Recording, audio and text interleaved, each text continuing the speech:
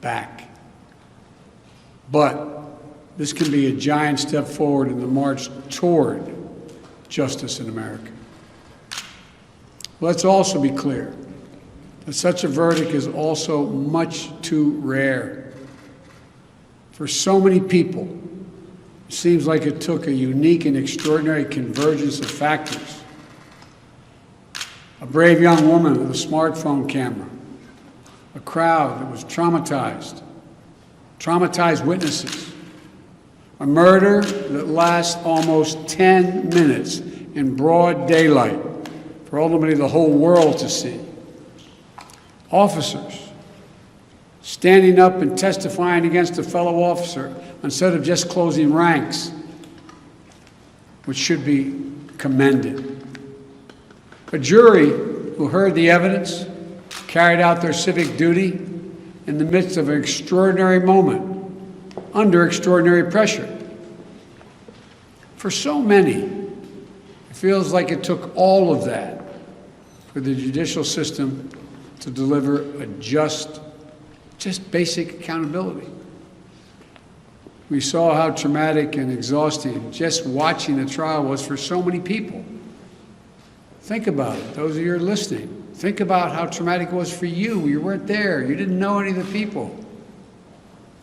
But it was difficult, especially for the witnesses who had to relive that day. It's a trauma. On top of the fear so many people of color live with every day when they go to sleep at night and pray for the safety of themselves and their loved ones. Again, as we saw in this trial from the fellow police officers who testified, most men and women who wear the badge serve their communities honorably.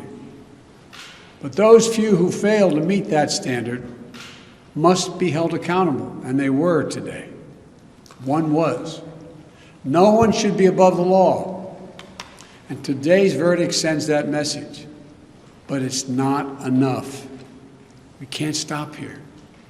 In order to deliver real change and reform, we can and we must do more to reduce the likelihood that tragedies like this will ever happen and occur again. To ensure that black and brown people, or anyone, so they don't fear the interactions with law enforcement, that they don't have to wake up knowing that they can lose their very life in the course of just living their life. They don't have to worry about whether their sons or daughters will come home after a grocery store run, or just walking down the street, or driving their car, or playing in the park, or just sleeping at home. And this takes acknowledging and confronting head-on systemic racism and the racial disparities that exist in policing and in our criminal justice system more broadly.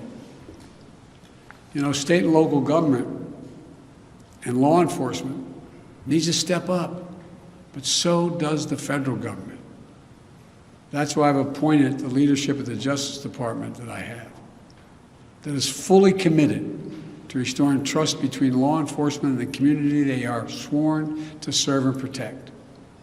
I have complete confidence in the Attorney General, General Garland's leadership and commitment. I've also nominated two key Justice Department nominees, Vanita Gupta and Kristen Clark, who are eminently qualified, highly respected lawyers who have spent their entire careers fighting to advance racial equity and justice. Vanita and Kristen have the experience and the skill necessary to advance our administration's priorities to root out unconstitutional policing and reform our criminal justice system, and they deserve to be confirmed. We also need Congress to act. George Floyd was murdered almost a year ago. There's meaningful police reform legislation in his name. You just heard the vote. Legislation to tackle systemic misconduct in police departments, to restore trust between law enforcement and the people they're entrusted to serve and protect. But it shouldn't take a whole year to get this done. In my conversations with the Floyd family, I spoke with them again today, I assure them we're going to continue to fight for the passage of the George Floyd Justice and Policing Act so I can sign it into law as quickly as possible. There's more to do. Finally, it's the work we do every day to change hearts and minds as well as laws and policies. That's the work we have to do. Only then will full justice and full equality be delivered to all Americans. And that's what I just discussed with the Floyd family. The guilty verdict does not bring back George. But through the family's pain, they're finding purpose. So George's legacy will not be just about his death, but about what we must do in his memory. I also spoke to Gianna, George's young daughter, again. When I met her last year, I've said this before, at George's funeral, I told her how brave I thought she was.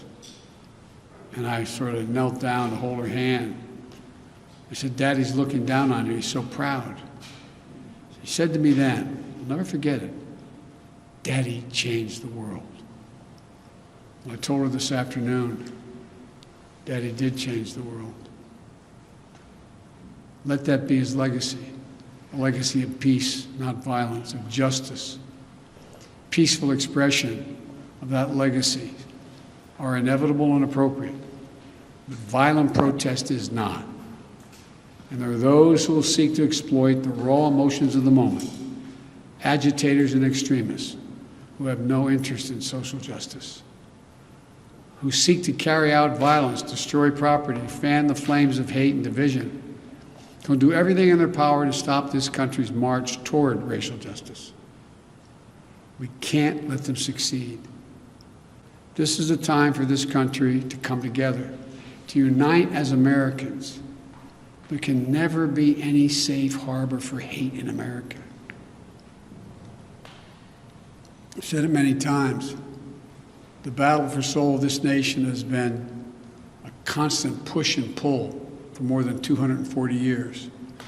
A tug of war between the American ideal that we're all created equal and the harsh reality that racism has long torn us apart.